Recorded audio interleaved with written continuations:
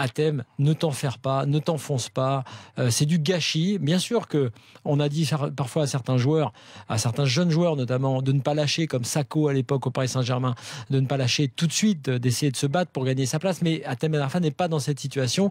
Il est clairement un joueur plus âgé, il doit nous régaler, il doit donc jouer, être titulaire. Il n'est pas le centre du projet du Paris Saint-Germain, c'est le moins qu'on puisse dire. Il doit être le centre d'un autre projet. Il aurait pu aller par exemple, je crois, à Séville l'an dernier à un moment donné. Je sais qu'il y a plein de clubs qui sont évidemment sur ce genre de joueurs. Donc quand bien même ce serait son club de cœur, le club de sa région natale, ce qui est vrai, ce qui est le cas, il l'avait toujours dit, je dis à Hatem Ben Arfa, pas forcément de tenter le comeback à Nice, on a bien senti que Favre n'était pas forcément chaud pour ça d'ailleurs, mais de tenter quelque chose, de séduire un club dans lequel il serait le centre du jeu, le centre des attentions du coach, parce que Hatem Ben Arfa a encore des années devant lui et que c'est du gâchis de voir un joueur comme ça sur le banc. C'est pas du gâchis au Paris Saint-Germain parce qu'il y a de très bons joueurs et qu'il n'a pas forcément sa place dans le système d'Emery. Il faut savoir tourner la page.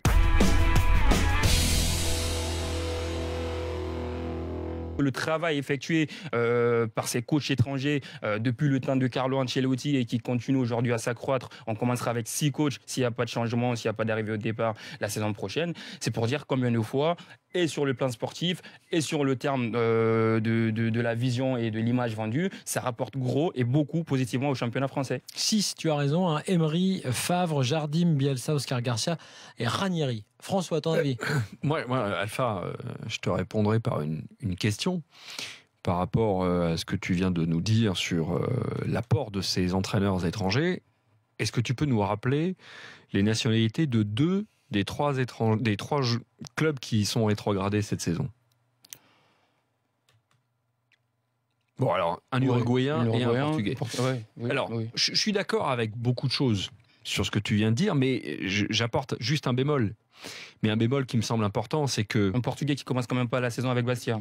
Oui, mais au final, il n'a pas réussi sa mission, là où un type comme Duprat, français, Bontin, lui, il avait récupéré aussi en cours de saison, avait réussi sa mission. Ce que je veux dire par là, c'est que, mon bémol, c'est que, ok que tu prennes des coachs étrangers, mais ce qu'a réussi à faire, non pas la Ligue 1, pardon, ce qu'ont réussi à faire des présidents de clubs de Ligue 1, c'est de prendre de bons coachs étrangers.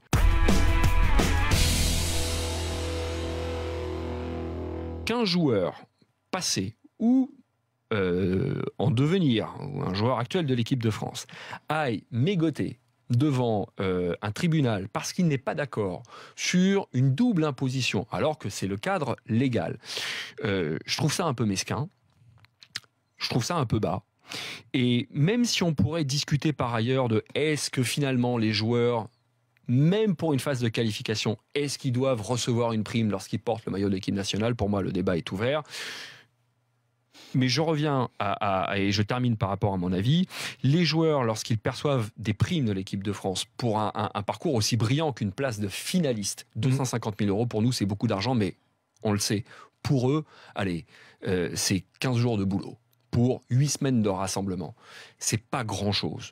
Qui paye en France et qui paye dans le pays où s'est déroulée la compétition, ça n'a absolument rien d'anormal.